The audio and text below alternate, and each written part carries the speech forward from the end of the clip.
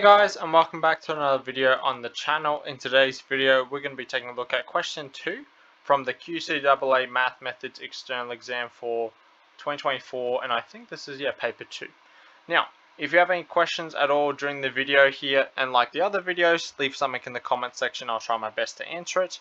Now you would have noticed on the channel I've started splitting up all the questions into individual videos. This way I can go into a bit more depth on each question if needed be. But otherwise, the full external exam is still up on YouTube. The link is in the description below. If you guys need a Methods External Exam bundle pack, grab yours in the description below. But otherwise, let's get straight into it. So question 2 here. Calculate the expected value of a continuous random variable x with the probability density function, and we get given this thing here. Okay, so if they give you a probability density function to work out your expected value, you need to integrate between the smallest value of x and the largest value of x.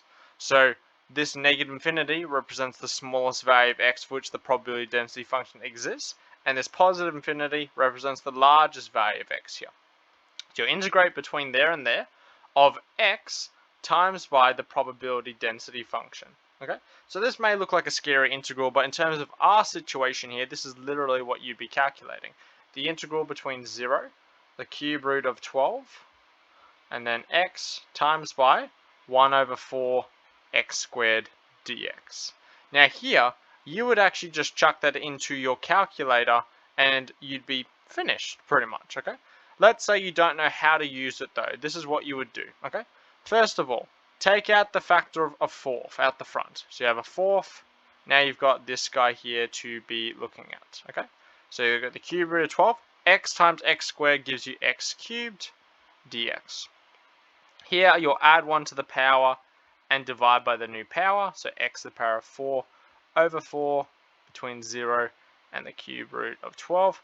Then you'll chuck in the cube root of 12 first. So you have a quarter times by the cube root of 12 power of 4 over 4 minus, chuck in the 0, so 0 fourth over 4, and then here we can actually just start working out what this guy is going to be. So here I would chuck this entire thing into the calculator, so a quarter times that gives you 16.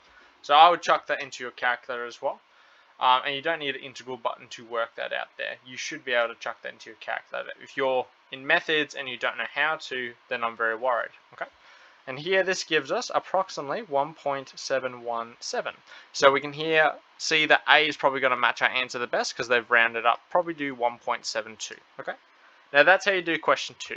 I'd say that's a pretty easy question, but a lot of people may not know about setting it up like this. Okay. If you don't, you need to look at probability density functions a little bit more.